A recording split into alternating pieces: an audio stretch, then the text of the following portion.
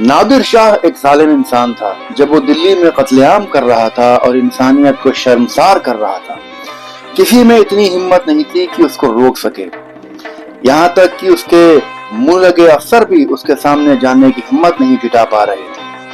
پھر قتل عام رکے کیسے؟ پھر ہوا یوں کہ دلی کے بادشاہ محمد شاہ کا وزیر بہت لائق آدمی تھا.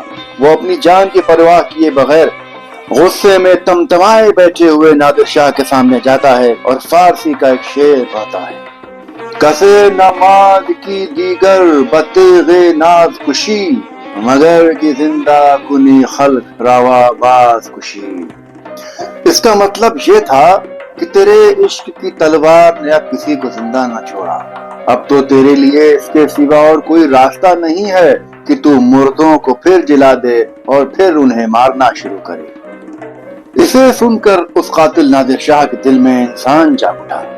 اس شیر نے اس کے دل کے نرم ہوشے کو چھو لیا اور اس نے قتل عام فوراً بند کروا دیا.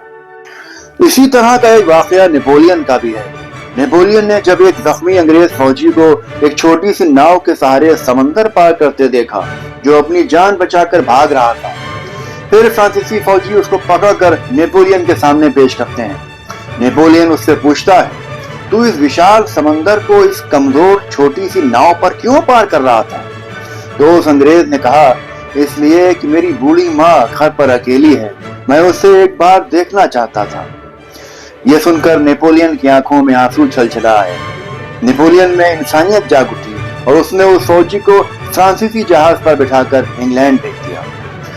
واقعی اعمال یا کرم ہم چاہے کتنے ہی برے کریں، پر یہ ناممکن ہے کہ ہمدردی، محبت، عقیدت اور رحم کا ہمارے دلوں پر اثر نہ ہو.